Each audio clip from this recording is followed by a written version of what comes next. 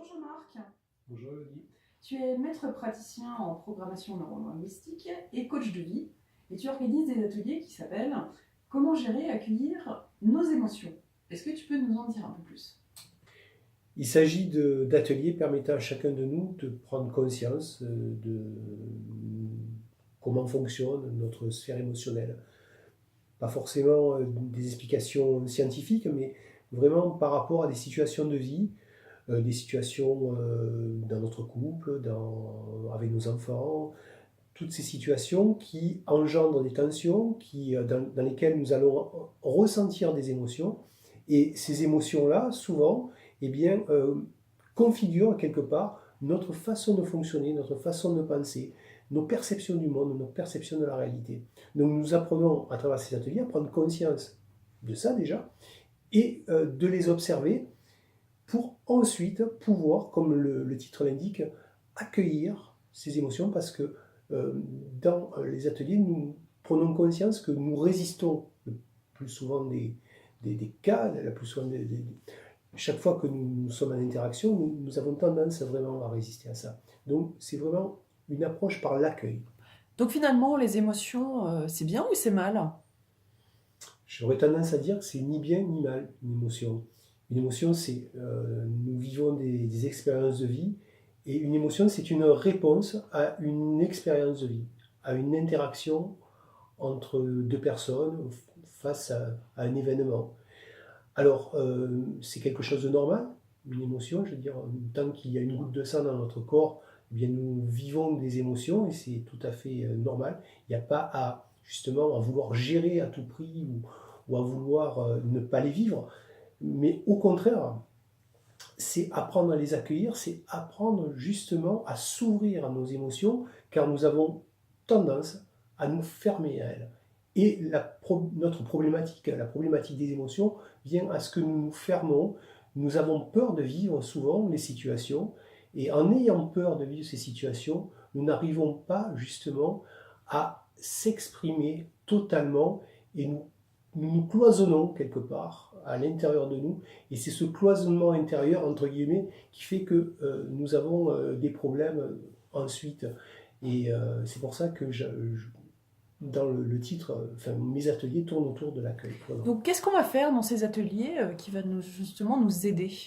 Prendre conscience déjà, prendre conscience de nos émotions, de qu'est-ce qu'une émotion, de toute cette énergie que produit notre corps quand nous sommes en interaction et face à un événement, ou simplement quand notre mental, cette petite voix tourne en boucle à l'intérieur de nous et crée des émotions, parce qu'il y a vraiment une différence entre vivre une émotion dans l'instant présent face à un événement, à un danger, et ensuite vivre une émotion à travers un cheminement mental qui n'est en fait qu'une illusion. Nous allons, notre corps, lui, ne fait pas la différence entre ce qui est vrai et ce qui ne l'est pas, et nous allons vivre toute une série d'émotions, toute une série de projections qui va nous mettre dans un état qui peut finalement avoir des conséquences sur notre corps physique, mais aussi bien aussi sur encore une fois, notre façon de réagir, de voir la vie, de voir notre réalité, de percevoir celui que nous sommes, et d'engendrer des comportements qui ne sont pas en adéquation avec ce que nous voulons vivre. Qui est-ce qui peut participer à cet atelier?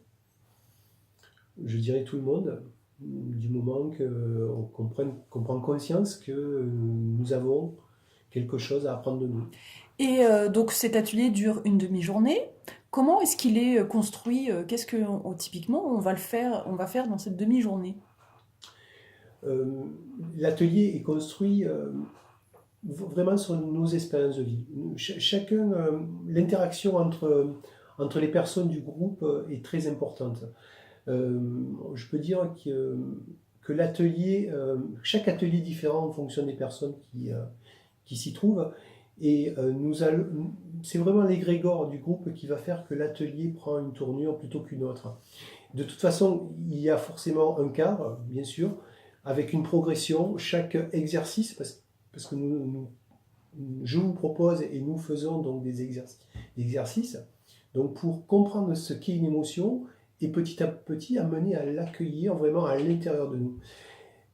Donc les exercices, un exercice en amène un autre à travers un cadre, il y a une vraie progression pour vraiment amener les personnes qui se trouvent à l'atelier vraiment à arriver à prendre ce fil rouge comme ça à l'intérieur d'eux-mêmes et les amener à vivre cette émotion dans l'accueil. Et si je veux en savoir un petit peu plus et trouver la date des prochains ateliers, comment je peux avoir cette information? Alors, tout simplement sur ma page Facebook, Jean-Marc Erecade, E2RECADE, PNL Quantum, ou sur mon site internet, tapez sur un moteur de recherche PNL Quantum, et vous trouvez sans problème le site. Merci beaucoup Jean-Marc Merci à toi, Elodie. et à très bientôt dans ton prochain atelier. Avec grand plaisir.